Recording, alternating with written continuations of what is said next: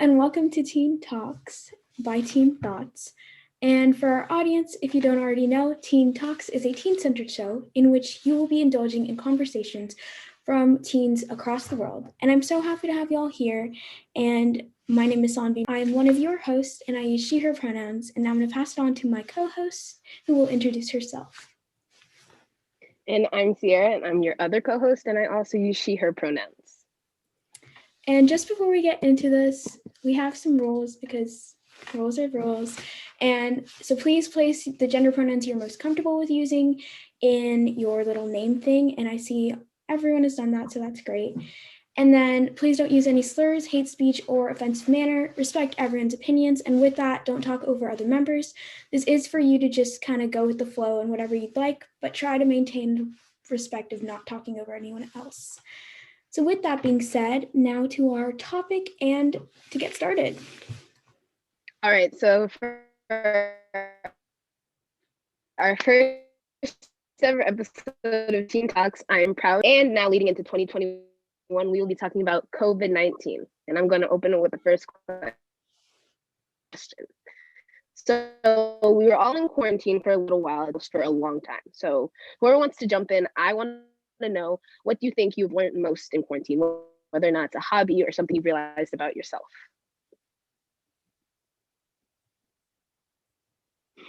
And anyone can take it away, but if not, I can start if no one's comfortable jumping in. So, all right. Okay. I definitely noticed that, I've always known I'm a very extroverted person, but I feel like we kind of take for granted being able to be around our friends. And so I think when lockdown happened, it was really tough for me to kind of keep in touch with everyone. There's Zoom and, with technology nowadays, it's really easy to stay in contact with everyone, but it's just not the same. So yeah, that was definitely something that I had to grapple with. Yeah, I think. Oh, go ahead. No, you take it away. Oh, okay. I think everyone's ready now. Let's just go. You go ahead, Felix. Okay, well, I definitely agree. I'm kind of more like an ambivert, but I try to keep my friends close to me. But over quarantine, I just realized that it's really hard to me to maintain that little, I guess, outlet to talk to them. And over that course, Definitely. I think you were glitching a little bit, but we did get the idea. So thank you. I think that for me, I've kind of really started to recognize, again, just kind of relationships with other people and kind of how to maintain that in a entirely virtual world. For a while, I kind of fell out of contact with just about everybody and just didn't hang out with anyone. And I feel like this entire pandemic has also really kind of brought attention to my mental health and struggling to maintain that and figuring out new ways to cope in a new time. And I do feel like you do learn a lot about yourself, kind of who you are without other people and versus who you are around others, and what positive or negative impacts you have or lose from not seeing people in person. I think it's safe to say that quarantine has definitely made it feel like you know who your real friends are,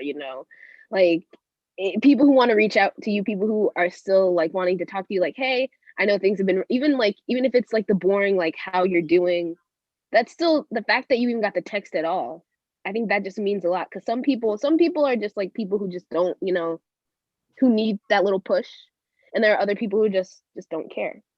And I think it's so important to see people still reaching out, especially in a time where we feel like we've been put in a box, which are our houses. Yes, I completely agree. Rena, do you have anything you'd like to say? Yeah, like Sierra said, you can really know who your real friends are. But also, I'm kind of an introvert, so I'm fine without talking to people for a while. But it's also nice to like know who your real friends are, but also like some people just don't know how to talk to people on text. So that's interesting to like see. They must have like no communication for however many months it's been now. I agree Right, completely. because I'm a call person. I don't know what you guys are, but I love calling more than texting. So 100%. okay. Let's move on to the next question. So, besides what we have learned about ourselves, or something that we learned in quarantine, what are some maybe guilty pleasures or entertainment that we found ourselves either going back to or figuring out in quarantine?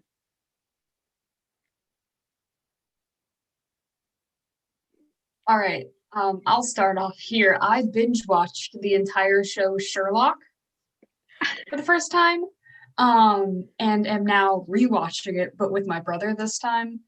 Um, I have been writing constantly and then not writing for extremely long periods of time.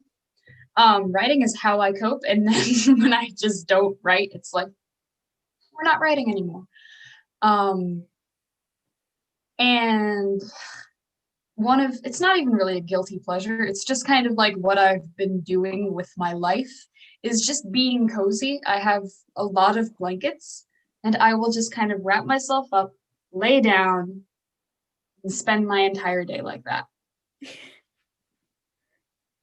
I love that. That's amazing. Okay, I guess I'll go. One of my, I think, guilty pleasures is definitely reading. I don't think it's anything to be guilty of, but I absolutely love reading. And I've been recently reading a lot of new, interesting books. So that's interesting. I don't mind jumping. No, go ahead. Okay. I've always liked baking. And I know like a lot of people like just got into baking during quarantine, but I've definitely like just kind of like continued baking as I usually do. It's just so like cathartic and like really soothing.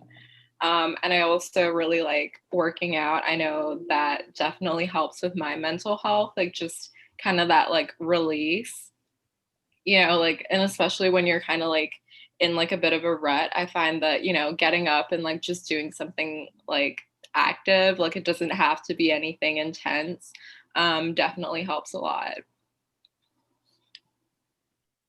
The fact that you have the motivation to keep working out is so commendable. It's tough, but once you do it, you definitely feel a lot better. Commendable. The motivation. I'll like keep doing it for 2 weeks and I'll be like, oh, I can take a break. It's like my cheat day, and then that cheat day just never ever ends. So Agreed. that's the okay. But Rena, you were gonna jump in, so jump on in. Yeah, I've been drawing a lot and watching way too much TV. And I mean, I guess there's not that much to do, but I've been drawing and watching TV and going on walks in my neighborhood pretty frequently. Also, like reading books because that's fun. I think most important entertainment wise, a lot of old shows that we didn't think about for a while, like resurging, like, and a lot of fandoms, the Avatar fandom, how like it like resurrected during quarantine because Netflix finally made the smart decision to put it on there. And then we got Legend of Korra too. It's weird because we're like currently in the present, but it's like the past is kind of catching up with us, if that makes sense, or like we're going back. Because I mean, it's weird because it's just so it feels like nothing has changed, but everything is changing. Yes.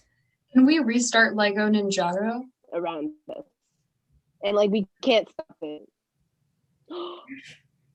Oh my gosh, that's so good! I love that. Okay, Adrien, do you want to hop in? What are some entertainment things that you've done over quarantine? Well, I mean, working out and reading, two of like the main ones. That's what I've been doing. But then I've also been creating music, and I'm very grateful for that. I'm very grateful I have that opportunity. Also, creating like 8-hour playlists for me just to like sit down and listen to it. And like what you said earlier, like the past is catching up with us, and I have like an 8-hour playlist of like 50s and 60s music that I have never listened to, but I love now. Ooh. Is Frank Sinatra in there? She's nodding her head.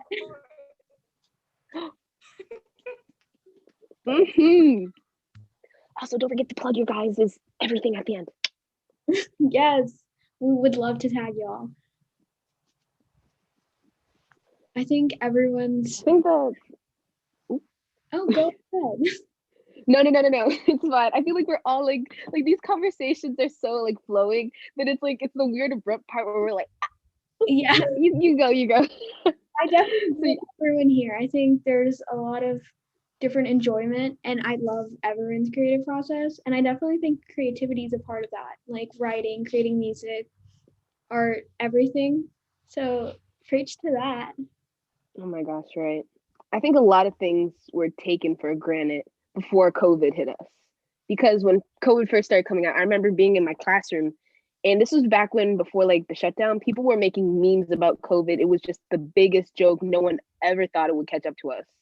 And we are like, haha, like, oh, like Wuhan, look at them, like it'll never be us. And lo and behold, it was us, and we're still probably suffering the worst. I think we took for granted how we could go outside without a mask. Like if I knew this was gonna come, I would have been like every summer, like every day, I would have been like, hang outside, we're hanging outside, we're gonna do whatever while we have the time. Oh my gosh. There's a lot of things that I would just change before if I knew. I agree. So adding on to that, what are some things you guys would change in your past if you knew that COVID was coming? Hug all my friends. Yes. Hug them all. Just like hug them all really tightly, and also reschedule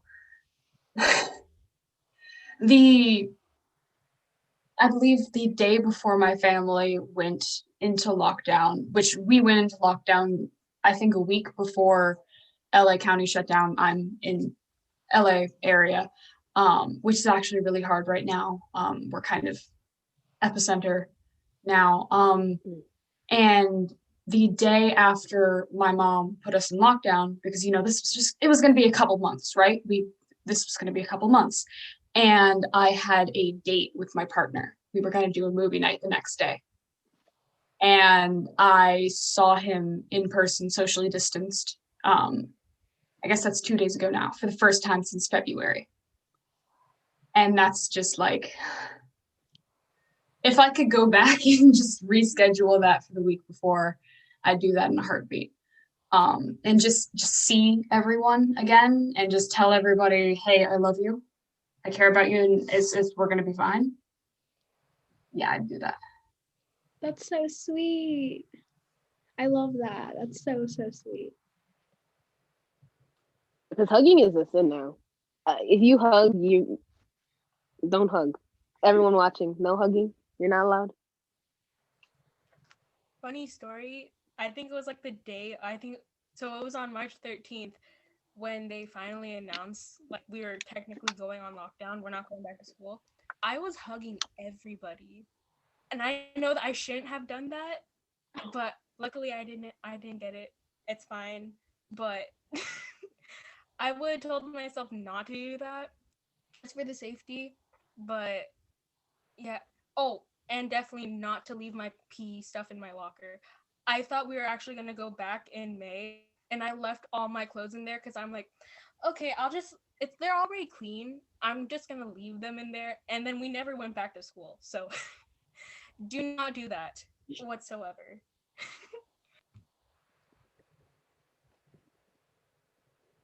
So you said PE. PE equals gym, and gym equals school, which is the perfect segue for this next question. Thank you very much. So, how has your school life been affected by COVID? Besides, school shutting down, how have you guys been handling schoolwork? Is it too stressful? Do you just not want to deal with it at all? I'm a college student, so it's definitely been pretty tough, like not being able to go to campus and things like that. And kind of like going back to like the last question in terms of like what we would change. I was supposed to be on exchange like this whole year. So I actually go to college in New Zealand, but I was at UC Berkeley last semester. And so I was only there for like 2 months, and then lockdown happened and like everything went online. So it was just so sad that like this whole year I planned to like travel and, you know, like have all of these experiences, and like that just didn't happen. So yeah, it's definitely been tough, like especially with the time difference and just like having to like coordinate with like my professors in New Zealand. Yeah, it's definitely like tough. Oh, so you're still doing the stuff with the professors, but New Zealand time.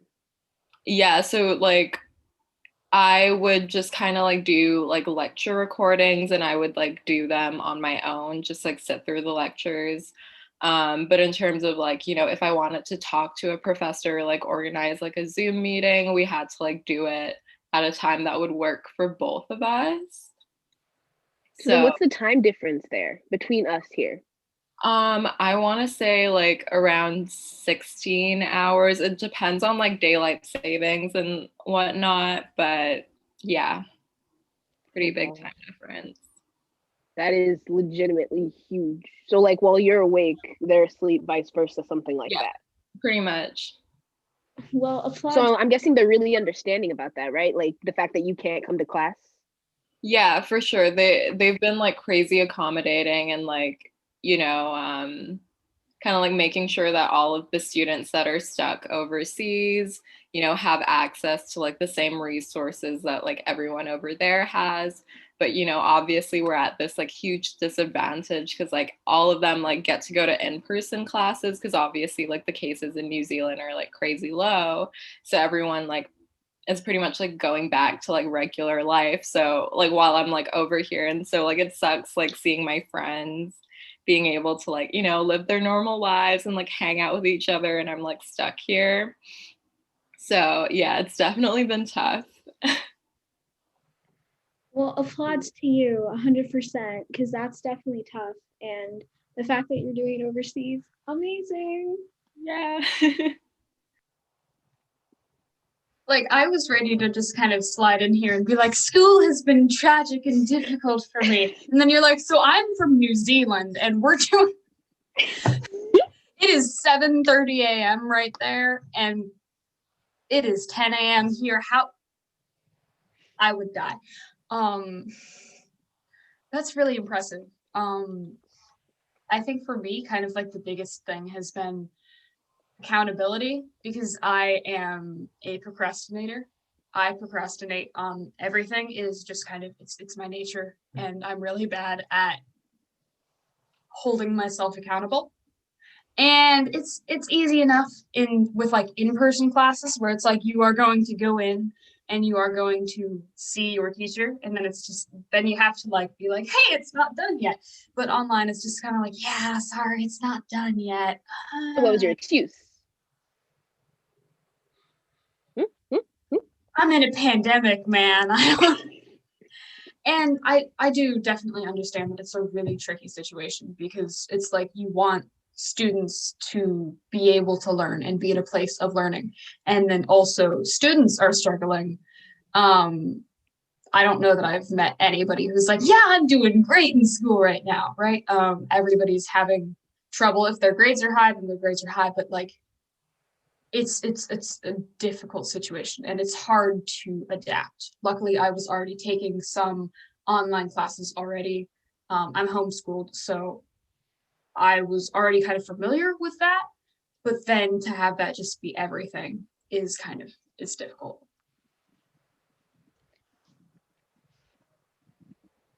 Yeah, I completely agree. I think just the accountability and holding yourself to like the standard that you want to be at, and just being like you can do it, and motivation is such a hard thing. Like I definitely, motivation is not very there, but I completely get that. Rena, Adrien, do you guys want to say something about your most difficult challenge at school? Yeah, sure. So my school, like 1 month ago, went in person for some I don't understand why, but I think the cases in San Francisco were low enough that they can send like kids back to school because the infection rate among kids is like low. And they have us in groups and we have like masks and social distancing. And it's really strange and kind of like difficult to learn because the teachers are so stressed because they have to do like 2 classes at once. And it's my mom's a teacher there too, and it's like really difficult for her because she has to teach like art over Zoom and in person, and it's hard to focus on the kids. So like we're also learning less because they have to do so much extra work. And yeah, so it's kind of difficult in that way, but it's also really awesome that we can go to school and that like we're allowed to. So from the sound of it, it sounds like you're in school, right, Rena? Yeah, but So some then people how is that? some people stay home too. But Right. how it's affected me is now we just have to get up a lot earlier, but the rest isn't that different. School times definitely for me personally suck because my school starts at 7:45 in the morning, and to some people that's a good time, but for me that's way too early to function, especially online. And I hate going on a Zoom and like looking at the screen that early, and I don't have any motivation to do my work. So definitely I think school times suck online. And then teachers expect you to like be like, oh, class, like this is our Zoom call. If it would be appreciated if everyone could turn their cameras on. It is 8 a.m. in the morning. Miss Ma'am, I'm not turning my camera on. I look like garbage. I don't want everyone else to know that. And then they're like, oh, if you want to turn your mic on, you can turn your mic on and sound like this to everyone. I think not. I know it's hard for the teachers, completely understand. But I cannot, I refuse to dig my own grave like that. Oh my gosh, online school It's not embarrassment. happening. It's not happening. Online school embarrassment is at a whole other level. Adrien, what about It's you? so crazy because now this is the struggle. Oh, I'm sorry. Go ahead, Sierra. No, you're fine. Adrien completely hopped in. Guys, this is a table talk. Yes. This is table talk without the. Finish. I'm so sorry. Okay. Well, I don't really have much to add. All of you guys just covered like the main points I was gonna say as well. Just like turning on your camera, it's such a hassle. Even though they think it's like so easy within a click, we either A don't have the motivation to do anything, or B, we're just either not paying attention, which you guys should be paying attention. But, it's just kind of hard to because you're just following other people who don't even turn on their cameras as well. We don't really want to do that. And well, they're just not in person to tell you, hey, we can't see you. So they don't really have much control, I guess.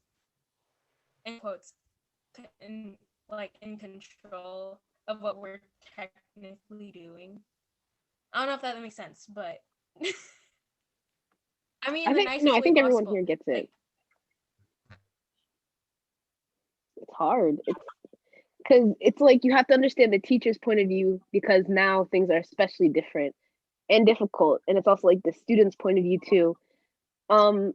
Because it's so, I don't think it's so hard to grasp the idea how turning on a phone or like iPad, whatever you use, computer we would love to do that any other time, and now it's the most stressful like burden we could ever like imagine. Like the idea of like, because technology was like our escape at one point, because we went to school and we did the work there, and now the work we have to learn it on here. So it's like i hate I hate looking at my phone sometimes. I really do.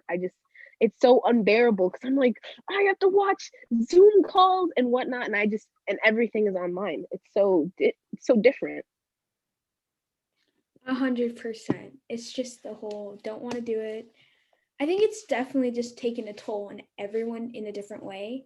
and how it affects you see technology, definitely. Because like now that I see, like when I see my phone, I'm just like, I want to throw it away, but then I also want to like talk to my friends. So like looking at my friends through a screen is so bad. I just don't like it.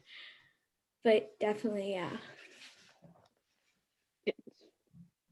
It's frustrating. I have one more thing to add. Like through another person's point of view, like there are a lot of kids who don't even have like access to technology. So that makes it like even harder and more difficult to navigate. And yeah, that was just like my comment. It's just harder for them because we can't go anywhere else. There's people who don't have the space or don't have the technology. And yeah. That's Yeah. true, especially ooh. I was gonna do Yeah. another segue thing, but take it away. Ooh, segue thing. Yeah, no, that's just me adding on your add-on. And just kind of like there are people who need resources and get those things from school. So even though I'm homeschooled, I do kind of understand how school works in general. And so there are people who depend on school lunches. There are parents who depend on this childcare. There are parents who are essential workers who go out and they work their day, and now they have their child, and that kid needs to be taken care of. Those children need to be taken care of, and they need to go and get their schooling somehow, even if they don't have the resources and access to the things that they need to do school. And then also parents are left in this dilemma of this child needs to be taken care of. I have to go do my job so that I can be somebody that my family can depend on. And it's just really tough for a lot of people. And I'm really lucky to not be in that situation. My dad is an essential worker. He's a pharmacist. And then my mom already worked from home. And then of course I'm homeschooled. So it's been an easier transition, but it's just my heart kind of goes out to a lot of people who are struggling and who have been struggling and who need these things and are not getting them. Yeah, it's sad to say that a lot of people's needs were not met. And we did what we could. It was like, okay, we got stimulus, because I know what my school did was that if kids couldn't do online, they would get like homework packets, like the physical homework, which was another way to help out, like if they couldn't do online, and then lunches too. So yeah. And we are going to end this off with one more question. Feel free to hop in. So what are some skills that you have learned in quarantine during the COVID?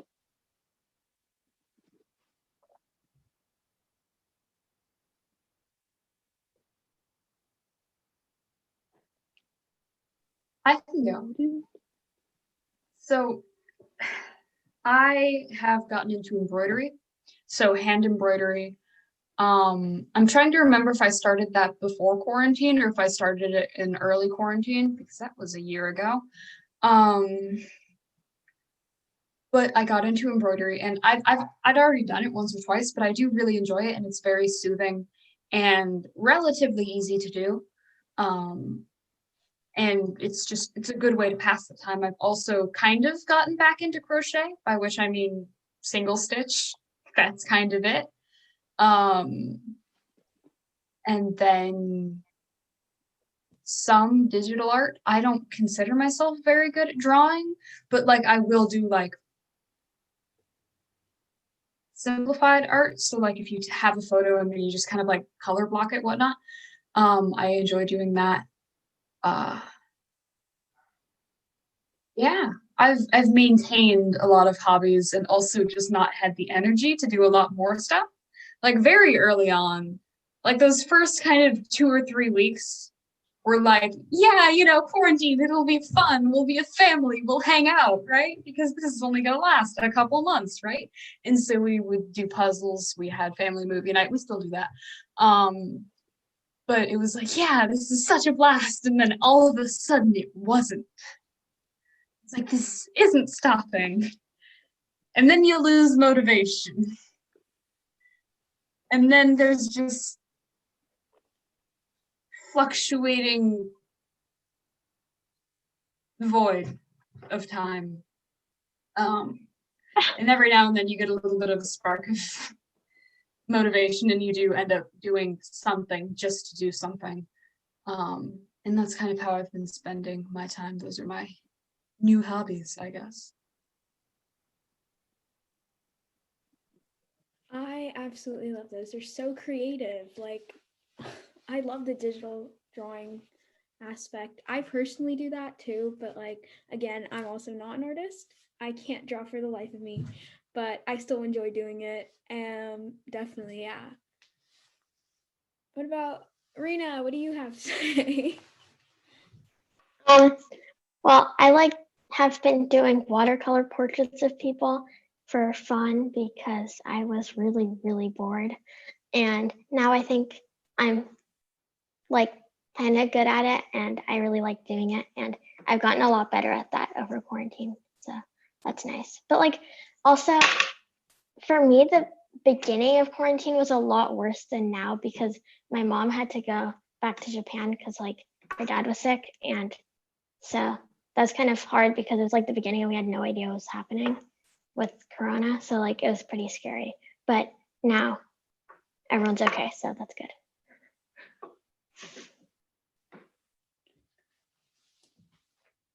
That's great. And just a little, I guess, promo for Rena. She drew me this Rosa Diaz with pride flag.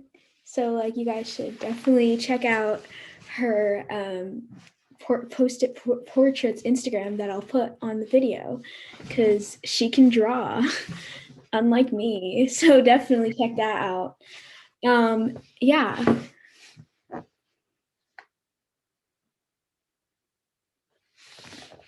Sierra, I think you're muted. I know my microphone messed up for a little bit. That's why you didn't hear me. It was unmuted though. Yeah. I saw Adrien's little microphone unmuted, so hop in. Oh, that was an accident. I swear.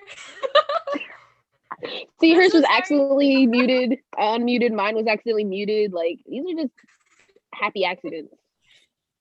The accidents of Zoom. It's very Exactly. Then Kyra, any skills besides wonderful baking, which now I want to see pictures of? Oh, for sure. I would say because I was the philanthropy chair for my fraternity this semester, I kind of learned how to, I guess, start fundraisers and I guess like make little like donation bingos on Canva. I've never really been like a very tech savvy person, so I thought that was a very useful tool. So yeah, that's been a lot of fun. And just like networking in the time of COVID, like LinkedIn has been great for that. Yeah, I would say that is it. Unfortunately, I'm not very artistic. Like I wish I could draw like Rena could, but you know, we're not all gifted. So I love that, like, or over here, like, see, I've been drawing, I've been crocheting. Kyra's like, I have my whole life going on over here. We are networking, we are baking, we have things going on. We are doing college in New Zealand, and I'm over here like, so I'm thinking of rewatching Sherlock again. Maybe I'll show my dad this time.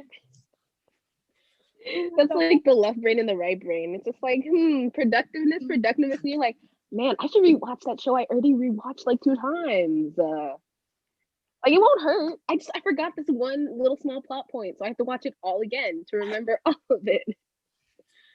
That's so relatable though. Just like I've definitely rewatched so many shows that I'm not sick of yet, but I know I will be soon. So that guilty is definitely there. Okay. Well, without further ado, I would like to bring the first episode of Teen Talks, episode 1, COVID-19, to an end. Thank you everyone for watching. And before we go, we're gonna have everyone plug themselves because everyone came here and they spent time out of their day and we love them. So we're just gonna start with Rena. Plug everything and don't leave anything out. I will find it all. Only if you want. Well, like the art account is portrait on Instagram is post-it portraits, but if you like know me, you can follow at Rena Yamamoto. So Would you look at Felix? He just plugged it in to his name thing. I did. You can find me on Instagram at Felix_is_enduring. Somehow. Yeah, that's just my public account. Their account. Poetry one. Do Your poems. poetry. I do. Yes, it's that is now my poetry. I've combined the things because I'm too lazy to maintain multiple accounts. So I do poetry and photographs of myself, I guess. Yeah, it's fun. I exist for your enjoyment. Have fun. Adrien, if you'd like to share or if you don't feel comfortable, don't even worry about it. You're completely fine. Oh no, you're all good. You can find me anywhere at actually it's Adrien. Hold on. I should actually put that as my name. Okay, yeah, Oh. but you can just search up actually it's Adrien literally anywhere. My account should pop up. And Kyra, if you'd like to share or not, completely fine. Yeah, for sure. So if you want to follow my Instagram poetry account, that's at the multiculturalist poet. My main account is on the screen. It's at Kyra Shahana. If you want to follow me on TikTok, because I've gotten into that this quarantine, it's at Kai and Bai. So yeah. Love that name. And of course, you know us, Teen Thoughts, at teenthoughts.teen. And if you're watching it, you're probably watching it there. So thank you so much for joining us, you guys. Thank you guys so much. This first episode, and you guys just kicked it off. Okay. And with that being said, bye everyone. Bye.